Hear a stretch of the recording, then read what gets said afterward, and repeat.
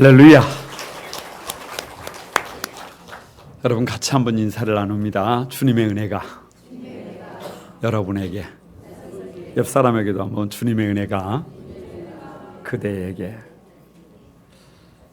저를 한번 가만히 주목해 보시기 바랍니다. 살다가 보면 힘들 때가 있습니다. 자신감이 뚝 떨어질 때가 있어요.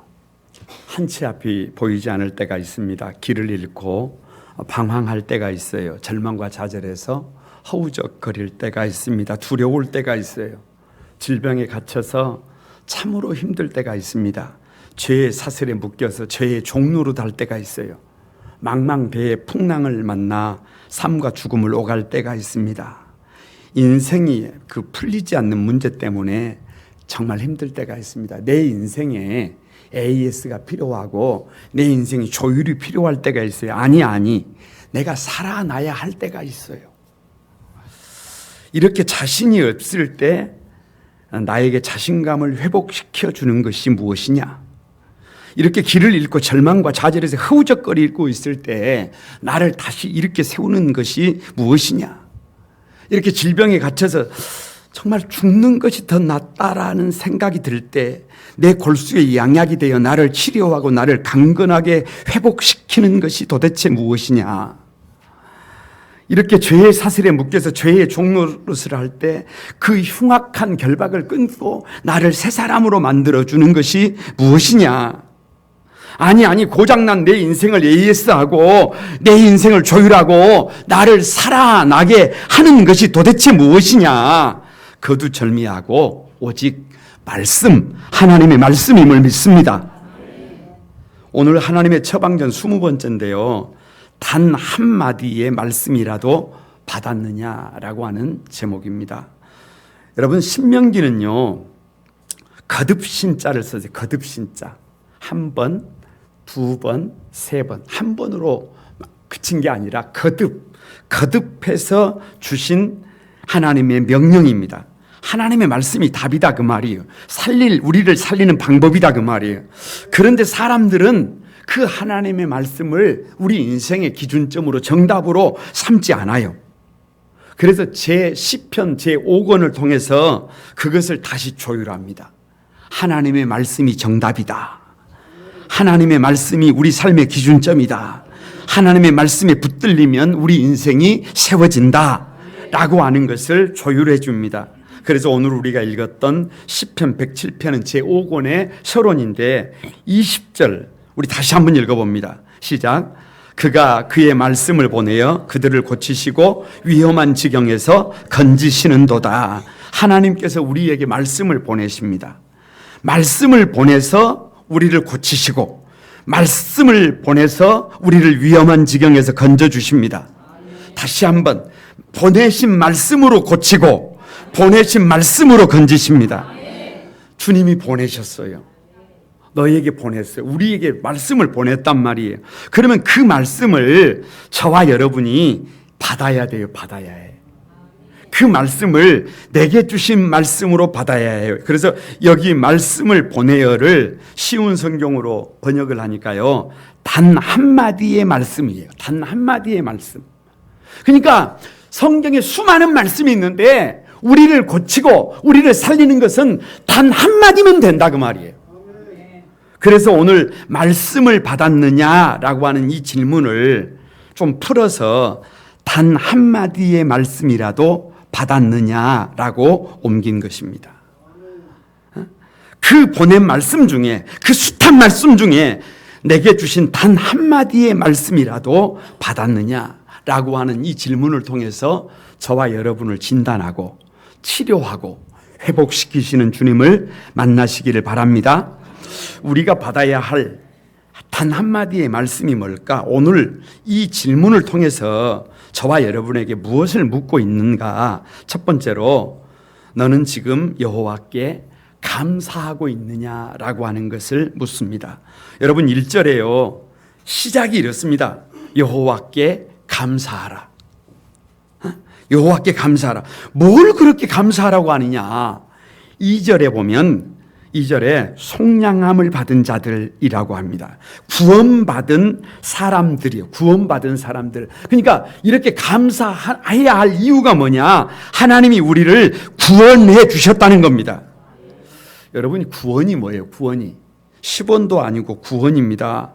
나 밖에 모르던 나를, 이기적이던 나를, 죄의 종으로 살던 나를, 죽을 수밖에 없는 나를, 지옥 갈 수밖에 없던 나를 예수님께서 십자가에 피 흘려서 물과 피를 다 쏟으시고 처참하게 고통을 당하시면서 다 이루었다라고 하시면서 저와 여러분을 천국의 시민권자로 구별해 주신 것을 믿습니다. 이 주님의 속량의 은혜가, 구원의 은혜가 너무 커요. 너무 커서 모든 것을 감사로 받는 것입니다. 문제가 없어서 감사하는 것이 아니에요. 환경이 좋아서 감사하는 것이 아니에요. 나 같은 죄인을 구원해 주신 그 은혜가 너무 커서 모든 것을 감사함으로 받게 되는 줄로 믿습니다. 예수 믿고 나서 가장 큰 변화가 뭘까? 통계가 나와 있어요. 통계가. 여러분, 예수 믿고 나서 난 뒤에 가장 큰 변화는 모든 것을 감사로 받는다는 것입니다. 예전에 예수 믿기 전에는 원망이 많았네요. 솔직히 그래요. 불평이 많았어요. 세상을 비관했어요. 어둡게 봤어요. 부정적으로 봤어요. 그래서 세상이 싫어. 살고 싶지 않아요. 그런데 나 같은 죄인까지도 창세 전부터 주님이 설계하셨다라고 하는 것을 내가 알게 됐어요. 나의 안고 일어서심을 주님이 알고 계시더라니까요. 그런데 그 주님께서 나보다 더 나를 더 잘 아시고, 나보다 더 나를 위하시고, 나보다 더 나를 사랑하시는 것을 알고 나니까 입술에서 감사합니다, 진정 감사합니다, 이게 기본이 되더라니까요. 아니, 하나님이 지으신 모든 것이 선함에 감사함으로 받으면 버릴 것이 없더라. 그것이 오늘 나에게 주신 한마디의 말씀이 되었다니까요. 그래서 감사하는 삶이 어떤 삶이냐, 우리 교회가 조미고사라 그랬어요. 조미고사. 좋습니다, 미안합니다, 고맙습니다, 사랑합니다. 여러분 보세요. 예전에는 좋습니다라고 하지 않았어요. 정말 좋아서 좋습니다라고 지금 그러는 게 아니라니까요. 그거 아니에요. 오해예요. 왜 우리가 엄지손가락을 딱 펼치면서 좋습니다, 최고입니다라고 말하는지 아세요? 예전에는 나 자신을 볼 때 여러분 그렇게 아름답게 보지 못했어요. 아니다, 더럽다, 불가능하다, 왜 그 모양이냐, 이렇게 봤단 말이에요. 그런데 예수 믿고 나니까 세상에 나 같은 것을 아름다워 하세요. 귀하게 여기세요. 최고의 걸작이라고 하세요. 그래서 가만히 오른손을 드는 거예요. 최고다는 거예요. 좋다는 거예요. 여러분, 그래서 좋아서가 아니라 믿음의 고백이 뭐냐? 좋습니다. 이것이 감사예요. 이것이 감사하는 삶이에요. 왜 미안하느냐? 가만히 생각을 해보면 그렇게 살아야 하는데, 좋습니다, 최고입니다, 그러고 살아야 되는데 그렇게 못 살았다니까요. 잘하지 못했다니까요. 부모가 되어서 자식에게 생각보다 잘 못했어요. 여러분, 목사가 돼서 사랑하는 성도들에게 그렇게 잘 못했다니까요. 사람은 관심을 먹고 살아요. 사람은 사랑을 먹고 살아요. 사랑과 관심을 먹어야 환하게 피어납니다. 한 송이 꽃처럼 환하게 피어나요. 그런데 그렇게 살지 못했어요. 그렇게 따뜻하지 못했어요. 자애하지 못했어요. 그래서 죄송해.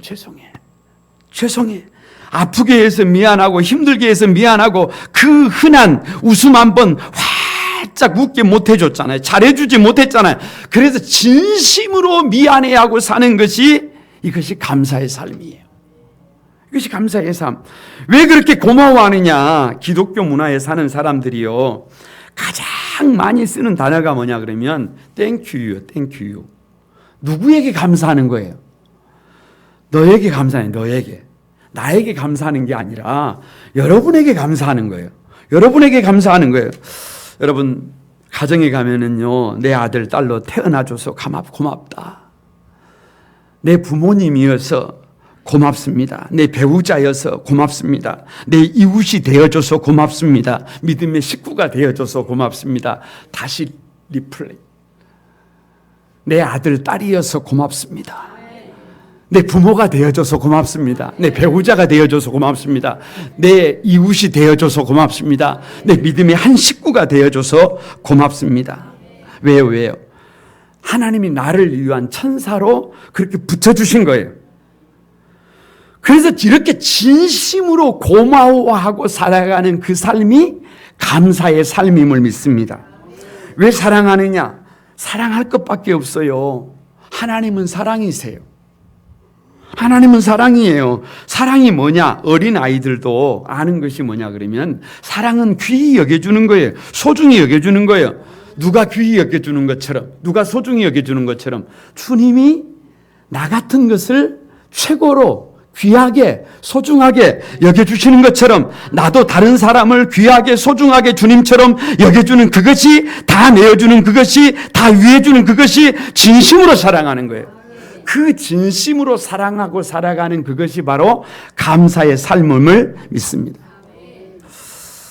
여러분, 뭘 그렇게 감사하느냐? 진짜 감사할 것이 넘쳐서 감사하는 것이 아니라니까요. 어떤 상황에서도 감사하는 것이에요. 10명의 나환자들이요, 찬양 집회에 초청을 받아가지고 같이 찬양을 드렸어요. 그리고 그 중에 한 명이 앞에 나와서 간증을 했습니다. 그런데 이렇게 고백을 하는 거예요. 하나님의 은혜가 너무너무 커서 이 자리에 섰습니다.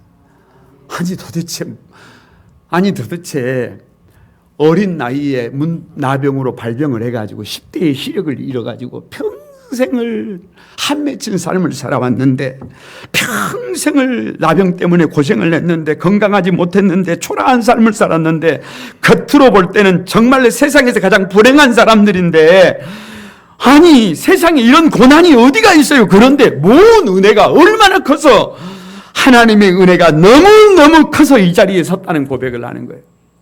여러분, 하나님의 은혜를 깨닫게 되면 상황이 좋아서 감사하는 것이 아니라, 감사할 것이 넘쳐서가 아니라 감사하게 될 것을 믿습니다. 오늘 시편 107편을 가만히 보십시오. 세상의 모든 문제를 4가지로 함축해놨어요. 4가지로. 평안하지가 않습니다. 쉽지가 않습니다. 그렇게 만만한 세상이 아니에요. 그래서 4절에 보면 광야 사막 길에서 방황하며 거주할 성읍을 찾지 못하고 줄이고 목이 몰라 그들의 영혼이 그들 안에서 피곤하였도다 라고 기록하고 있어요. 여러분, 그냥 나온 얘기, 길을 잃어버렸어요. 인생을 살아가는데 어떻게 살아가야 될지 길을 잃어버린 겁니다. 길을 잃어버렸어요. 그래서 어떻게 가야 될지를 몰라요. 여기도 없는 것밖에 없고 저기도 없는 것밖에 없고 천지가 없는 것, 못하는 것, 그래서 원망하고 불평할 것밖에 없는데, 그런데도 불구하고 우리는 믿음의 사람이기 때문에 어떤 환경에서도 우리가 해야 될 것이 감사다. 10절에 사람이 흑암과 사망의 그늘에 앉으며 곤고와 쇠사슬에 매임은, 여러분, 사망의 그늘에 앉았다라고 하는 이 표현을요, 뭐를 은유적으로 표현하고 있느냐 그러면 질병이에요. 질병. 사망의 그늘에 앉아서 질병이 걸려서 시름시름 앓고 죽어가고 있는 것입니다. 그래서 사망의 그늘에 앉아 죽어가는 내 백성들, 여러분, 질병 때문에 탄식하고 있는 사람들, 질병 때문에 힘들어하는 사람들이 처절해요. 죽을 것 같아요. 그런데 그들이 어떻게 감사해요? 여러분, 감사는 조건이 아니라 의무입니다. 감사는 우리의 선택이에요. 구원받는 성도들의 의무제임을 믿습니다. 해도 되고 해도 되지 않는 것이 아니라 감사는 우리가 반드시 해야 해요. 25절에 여호와께서 명령하신즉 광풍이 일어나 바다에 물결을 일으키는도다. 인생을 항해라 그랬잖아요. 항해. 저 넓은 바다를 항해하고 있는데 광풍이 불어왔어요. 여러분, 이 광풍은 미친 바람이에요. 근데 하나님이 이 미친 바람을 일으켜서 우리가 타고 있는 배가 하늘로 솟구쳤다가 깊은 바다로 내려가는 것입니다. 그 위험 때문에 내 영혼이 녹아내립니다. 내 심장이 녹아내려요. 내 장기가 녹아내려요. 이럴 때 어떻게 감사하느냐? 이게 어떻게 감사해요? 불가능해요. 아무리 생각해도 이런 상황에서 어떻게 감사를 합니까? 그러나 구원받는 성도들에게 감사는 의무다, 의무. 감사할 때 하나님이 역사하신다. 33절에 여호와께서 강이 변하여 광야가 되게 하시며 샘이 변하여 마른 땅이 되게 하시며 그 주민의 악으로 말미암아 옥토가 변하여 염전이 되게 하신다. 이렇게 기록하고 있어요. 한마디로 말하면 잘 되던 것이 엉망이 되어버렸어요. 강이 광야로 되어버리고 샘이 마른 땅이 되어버리고 옥토가 소금밭이 되어버렸어요. 어떻게 감사해요? 아니 뭔 감사의 조건이 이래요. 이런 속에서도 감사는 구원받은 성도들의 의무다. 모든 세상의 문제가 이 모든 문제들 속에 네 가지 속에 함축되어져 있는데 그럼에도 불구하고 감사할 때 길이 보이고 감사할 때 질병이 치료되고 감사할 때 광풍이 물러나고 감사할 때 하나님께서 우리에게 여러분 은혜를 베풀어 주시는 줄을 믿습니다. 그래서 최고의 감사가 뭐냐? 20절을 다시 한번 읽어봅니다. 시작. 그가 그의 말씀을 보내어 그들을 고치시고 위험한 지경에서 건지시는도다. 뭐를 보내주신 것이에요? 우리가 길을 잃은 것을 알고 우리가 병든 것을 알고 우리가 광풍을 만나서 우리 심장이 녹아내린 것을 알고 우리 옥토가 변하여 염전이 되어버린 것을 알고 하나님의 처방이 뭐냐? 우리에게 말씀을 보내주신 것입니다. 그의 말씀을 매주일 강단을 통해서 우리에게 주시는 것입니다. 새벽마다 말씀을 통해서 우리에게 레마의 말씀으로 주시는 것입니다. 큐티를 통해서 오늘도 하나님께서 네가 고침을 받을 말씀을, 네가 힘을 낼 말씀을, 네가 새롭게 될 말씀을, 네 인생을 바꿀 말씀을 내가 너에게 보냈다. 자신이 없을 때는 하나님의 말씀으로 자신감을 채워주셨어요. 한치 앞이 보이지 않을 때는 하나님의 말씀으로 내 발에 등이 되게 해주셨어요. 절망과 좌절에서 허우적거릴 때에도 하나님의 말씀으로 희망을 갖게 해주셨어요. 두려울 때에도 하나님의 말씀이 있어 강하고 담대했습니다. 질병에 갇혀서 정말 죽을 것 같을 그때에도 하나님의 말씀이 양약이 되어 나를 치료하신 것을 믿습니다. 미친 광풍이 불어와 풀리지 않는 문제 때문에 힘들 때에도 하나님의 말씀으로 나에게 길을 열어주셨음을 믿습니다. 그래서 나에게 최고의 감사가 뭐냐? 오직 말씀이, 하나님의 말씀을 우리에게 주셨다는 거예요. 여호와께 감사하라고 하는 이 단 한마디의 말씀이 오늘 여러분에게 주시는 주님의 세미한 음성이 되기를 바랍니다. 그래서 그 말씀이 여러분을 고치고 그 사망의 음침한 곳에서 건져내는 주님의 말씀이 되기를 바랍니다. 우리가 받아야 될 두 번째 말씀이 뭐냐? 단 한마디의 말씀이 뭐냐? 오늘 질문을 통해서 무엇을 묻고 있느냐? 두 번째가 너는 여호와께 부르짖고 있느냐라고 하는 질문입니다. 여러분 부르짖으라는 거예요. 부르짖으라는 거예요. 6절을 한번 봐보세요. 같이 한번 읽어봅니다. 시작. 이에 그들이 근심 중에 여호와께 부르짖으며 뭐 중에요? 근심. 여러분 혹시 여러분 근심 없는 사람들이 있어요? 염려 없는 사람들이 있어요? 걱정 없는 사람들이 있어요? 근심과 염려와 걱정이 여러분의 뼈를 마르게 하고 여러분의 장기를 녹아내리게 합니다. 그런데 그 근심 없는 사람이 없어요. 염려 없는 사람이 없어요. 걱정 없는 사람들이 없어요. 그런데 그들에게 근심 있는 자여 내게 부르짖으라는 거예요. 우리 어린 자녀들을 양육하고 있는데요. 내가 부모예요. 내가 부모. 근데 우리 어린 아이들이 근심이 있어요. 염려가 있어요. 걱정이 있어요. 잠을 자지 못해요. 구석진 곳에 혼자서 쭈그리고 앉아서 혼자 고민하기를 원치 않아요. 혼자 아파하기를 원치 않아요. 혼자 걱정하고 있기를 원치 않아요. 여러분 그렇게 혼자서 고민하고 아파하고 그렇게 주저앉아 있을 영혼들이 아닙니다. 소중한 아이들이에요. 소중한 성도들임을 믿습니다. 부모님께 근심을 털어놔야 해요. 선생님들에게 털어놔야 해요. 목회자들에게라도 털어놔야 해요. 혼자 끙끙거리고 있어서는 아니 됨을 믿습니다. 이스라엘 백성들이 출애굽을 하면서 홍해 앞에 섰어요. 뒤에는 애굽의 군대가 추격을 해오고 앞에는 홍해 바다가 길을 막고 있습니다. 길이 없어요. 목이 말라요. 힘이 들어요. 애간장이 타요. 그래서 여기저기서 원문과 불평이 가득해요. 좋아요, 좋아. 불평한다고, 원망한다고. 여러분, 홍해가 열린다면 불평을 해도 돼요. 원망을 해도 돼요. 그런데 그렇게 해서 홍해가 갈라지지 않는다는 게 문제가 있어요. 어떻게 해야 되느냐? 하나님 앞에 부르짖어야 합니다. 너는 내게 부르짖으라. 내가 내게 응답하겠고 내가 알지 못하는 크고 비밀한 일을 내게 보이리라 라고 하셨어요. 홍해가 갈라질 것을 어찌 알았겠어요? 하늘에서 만나가 내릴 것을 어떻게 알았겠어요? 반석에서 일곱 생수가 쏟아져 나올 것을 어떻게 알았겠어요? 우리가 부르짖어 기도하면 제3의 방법으로 하나님은 지금도 일하고 있음을 믿습니다. 기도할 수 있는데 왜 걱정을 하십니까? 기도할 수 있는데 왜 실망을 하십니까? 기도할 수 있는데 왜 주저앉아 있습니까? 기도할 수 있는데 왜 머뭇거리십니까? 주님 앞에 무릎을 꿇고 부르짖어 보시기를 바랍니다. 말 못하는 짐승에 울부짖는 것처럼 부르짖어 보세요. 하나님께서 제3의 방법으로 저와 여러분의 삶을 인도해 주실 것을 믿습니다. 왜 이렇게 부르짖으라고 하느냐? 13절을 봐보세요. 13절 똑같은 말씀이 반복됩니다. 이에 그들이 그 환난 중에 여호와께 부르짖으매. 그 환난 중에 우리 가운데 뭐가 있다는 거예요? 환난이 있다는 거예요. 환난이 있다는 거예요. 여러분, 이 환난이 뭐겠어요? 이 환난이 질병이에요. 질병. 사망에 그들이 앉아 신음하고 있어요. 고통의 멍에에 매어 울고 있어요. 강도처럼 어느 순간에 환난이 찾아와 나의 건강을 빼앗아가고 나의 물질을 강탈하고 나의 행복을 강탈해가 버렸어요. 그 환난을 벗어나고 싶어요. 이제는 울고만 있고 싶지 않아요.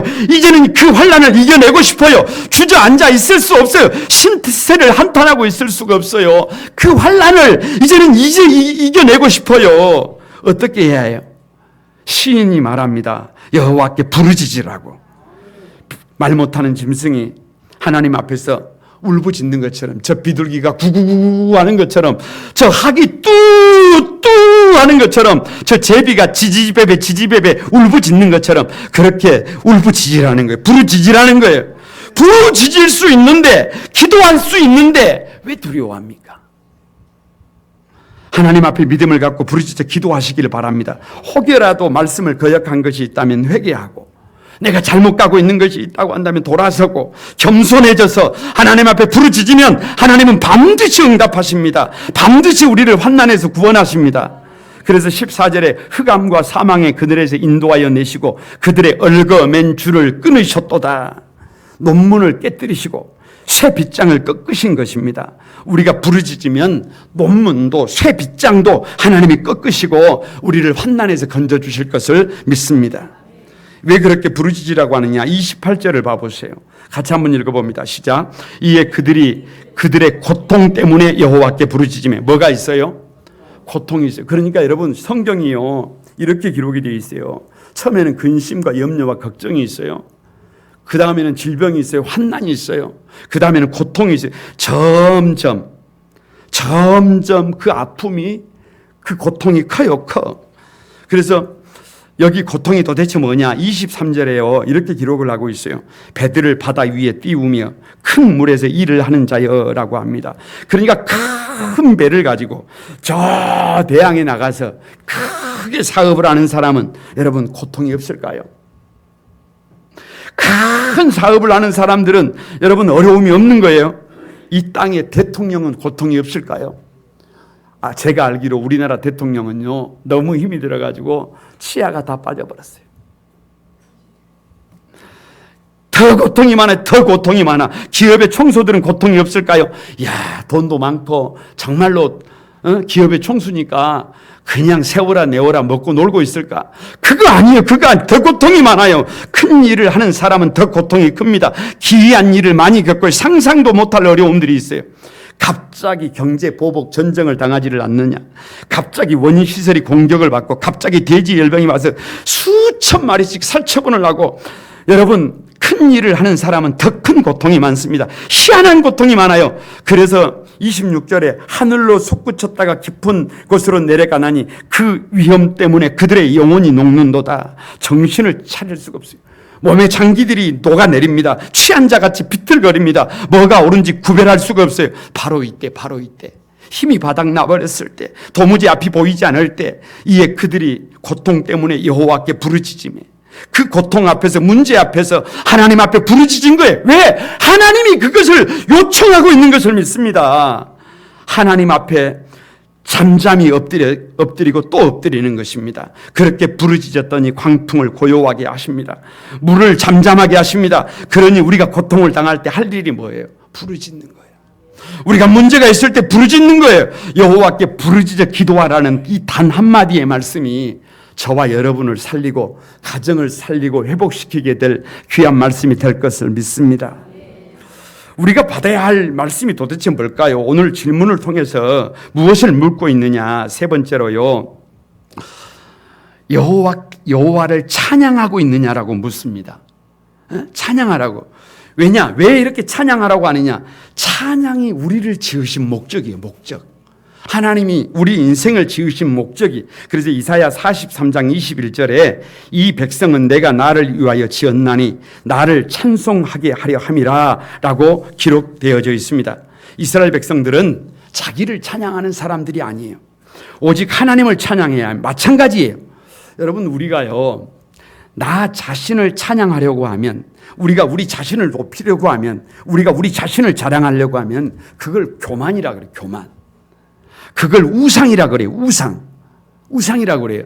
우리가 여러분 같이 신앙생활을 하는데 자꾸 만나면 자기를 자랑하고 자기를 높이고 자꾸 모든 것을 자기에게 돌린다고 생각해요. 생각해 보세요. 그러면 냄새가 납니다. 썩은 냄새가 납니다. 악취가 납니다. 곤란해요.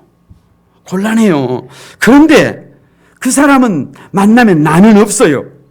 나를 자랑하는 것이 아니에요. 나를 높이는 것이 아니에요. 여러분, 하나님을 높여요. 그래서 유예요. 하나님이 당신이에요. 그러니까 옆에 사람을 봐보세요. 다른 사람, 나를 높이는 것이 아니라 너를 높입니다. 너를 찬양합니다. 너에게 영광을 돌립니다. 고린도전서 10장 31절에 너희가 먹든지 마시든지 무엇을 하든지 다 하나님의 영광을 위하여 하라. 솔라 데오 글로리아. 오직 하나님께 영광이에요. 오직 하나님께 영광을 돌리는 이것이 바로 찬양하는 삶임을 믿습니다. 왜 이렇게 찬양하라고 하느냐? 찬양이 은혜에 보답하는 삶입니다. 이 시편 107편을 가만히 읽어보면요, 하나의 룰이 있어요. 여러분 한번 보세요. 8절 하반절부터 9절까지 한번 읽어봅니다. 그를 찬송할지로다. 시작. 그를 찬송할지로다. 그가 사모하는 영혼에게 만족을 주시며 줄인 영혼에게 좋은 것으로 채워주심이로다. 자, 보세요. 사모하면 하나님이 만족을 주시고 줄인 영혼에게 좋은 것을 채워주셔요. 저와 여러분이 사모하면 하나님이 만족을 주시고, 저와 여러분이 배고파하면 주님께서 좋은 것으로 채워주신다는 거예요. 어떻게 찬양하지 않을 수가 있어요? 이 찬양은 저와 여러분의 마땅한 의무예요. 15절 하반절부터 16절까지 한번 읽어봅니다. 그를 찬송할지로다. 그가 논문을 깨뜨리시며 쇠빗장을 꺾으셨음이로다. 여러분, 논문이 깨어집니까? 여러분 집에 대문이 철문이잖아요. 철문. 쇠빗장이잖아요. 그게 깨집니까? 그게 깨져요? 안 깨진다니까요.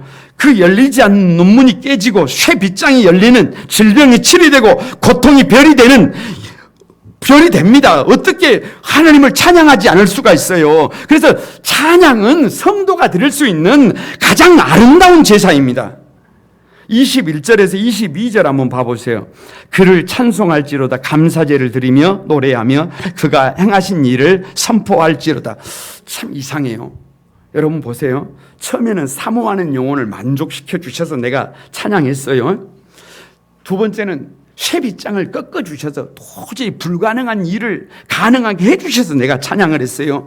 그런데 이제는 어떻게 찬양을 하느냐 그러면, 찬송이 내가 해야 될 마땅한 제사여서 내가 하나님을 노래하는 거예요. 그가 행하신 일들을 막 선포하는 거예요.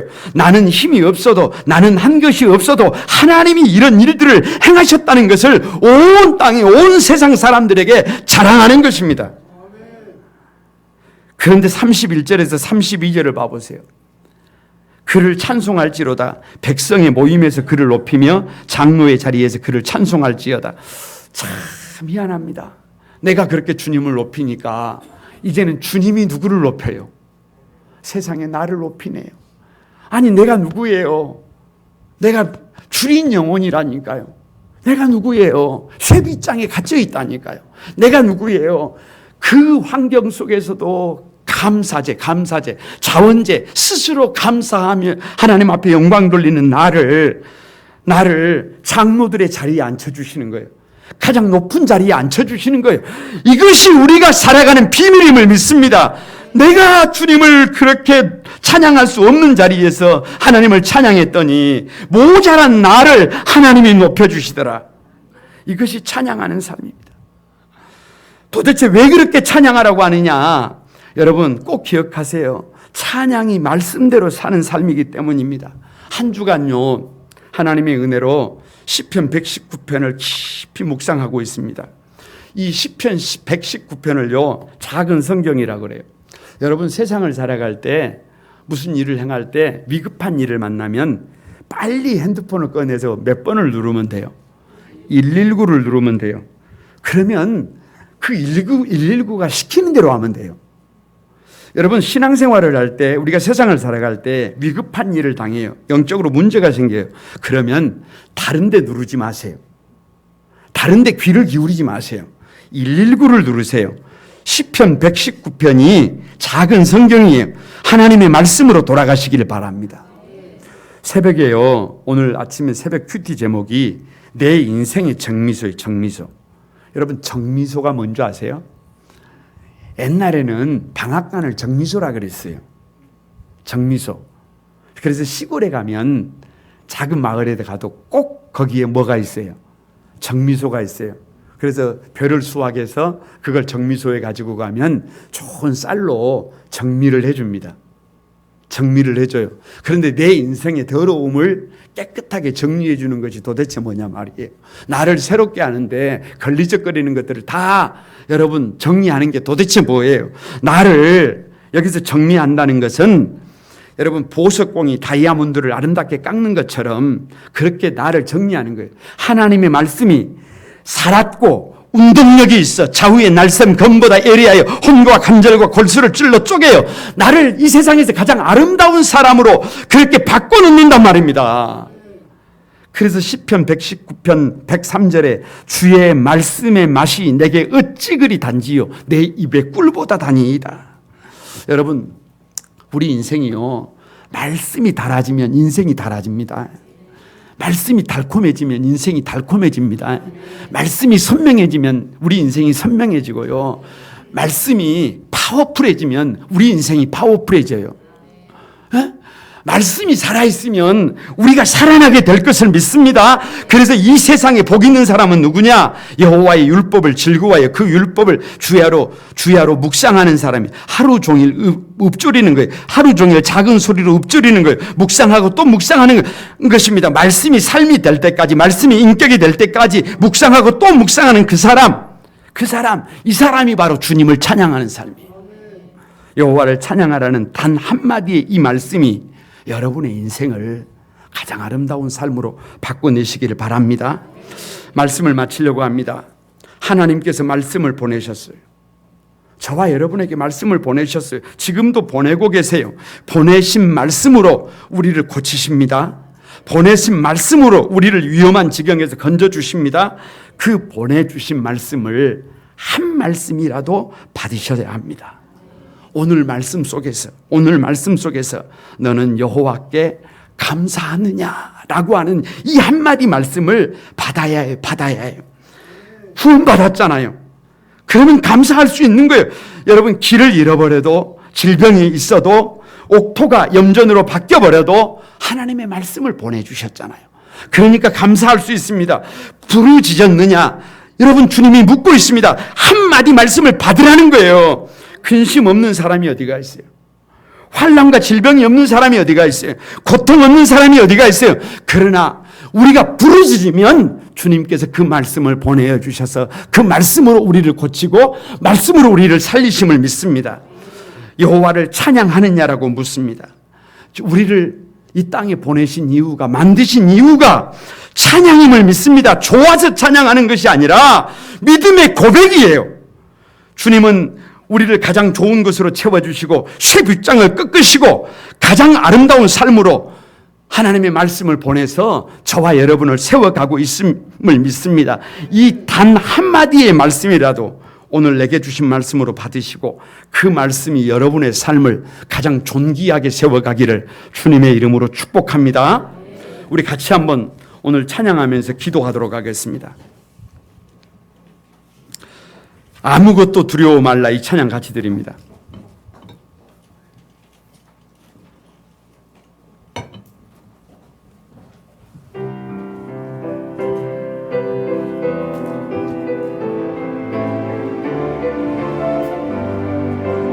다 같이 드립니다.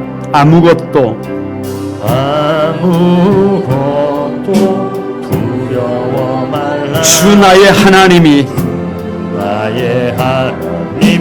지켜주시네. 여러분 놀라지 말라. 놀라지 마라. 겁내지 마라. 주님 나를 지켜주시네. 주님 나를 지켜. 여러분 우리 오른손을 들고 다시 한번 아무것도 두려워 말라. 아무것도 두려워 말라. 주 나의 하나님이 지켜주시네. 나의 하나님이 지켜주시네. 놀라지 말라. 놀라지 마라. 겁내지 마라. 주님 나를 지켜주시네. 주님 나를 지켜주시네. 여러분 가슴에 한번 내 마음이 힘에 겨워 지칠지라도 내 맘이 힘에 겨워 지칠지라도 주님 나를 지켜주시네. 세상의 험한 풍파 몰아칠 때도 세상의 험한 풍파 몰아칠 때도 주님 나를 다 같이 여러분 한번 주님은 나의 산성, 주님은 나의 산성, 주님은 나의 요새, 주님은 나의 소망, 나의 힘이 되시며. 한 번만 더 드려봅니다. 아무것도 두려워 말라. 아무것도 두려워 말라. 주 나의 하나님이 지켜주시네. 놀라지 마라. 겁내지 마라. 주님 나를 지켜주시네. 아무것도 두려워 말라. 아무것도 두려워 말라. 주 나의 하나님이 지켜주시네. 놀라지 마라. 겁내지 마라. 주님 나를 지켜주시네. 내 맘이 힘이 겨워, 내 맘이 힘이 겨워 지칠지라도 주님 나를 지켜주시네. 세상의 험한 풍파 몰아칠 때도 주님 나를 지켜주시네. 주님은 나의 산성, 주님은 나의 요새, 주님은 나의 소망, 나의 힘이 되신 여호와. 여러분 우리 같이 한번 기도하십시다. 우리가 길을 잃은 것을 아시고, 우리가 질병 때문에 아파하는 것을 아시고, 우리가 그 풍랑 때문에, 광풍 때문에 어려움 당한 것을 아시고, 하나님은 말씀을 보내셔서 그 말씀으로 우리를 고치고 그 말씀으로 우리를 위험한 지경에서 건져내 주시는 하나님입니다. 아멘. 오늘 내게 주신 단 한마디의 말씀, 한마디의 말씀이라도 붙들어야 되겠습니다. 아멘. 여호와께 감사하십시다. 아멘. 여호와께 부르짖읍시다. 아멘. 여호와를 찬양하십시다. 아멘. 이 말씀 속에 우리가 살 수 있는 답이 있고 소망이 있는 줄로 믿습니다. 내게 주신 이 한마디 말씀을 부여잡고 하나님의 은혜를, 하나님 우리를 만지시고 고치시고 건져주시도록 다 같이 한번 여러분 주여 삼창하고 같이 기도합니다. 다 같이 기도합니다. 주여, 주여, 주여. 거룩하신 아버지, 주님의 은혜와 사랑을 감사드립니다. 아버지, 부족하지만, 아버지 모자라지만, 아버지 나의 신음을 들으시고 나의 길 잃어버림을 들으시고 나의 아픔을 보시고 나의 풍랑을 아시고 하나님 아버지 말씀을 보내셔서 나를 건지시고 나를 속량하시고 나를 아버지 인도해 가시는 하나님을 찬양합니다. 우리 한소망의 성도들을 아버지 건지시고 치료하여 주시고 인도해 주심을 감사합니다. 한 말씀이라도 부여잡고 하나님 앞에 감사하도록, 하나님께 부르짖도록, 하나님을 찬양하도록 우리 사랑하는 성도들 한 사람 한 사람을 축복해 주소서. 한 사람 한 사람을 만져주소서. 주님의 영광이 드러나게 하여 주옵소서.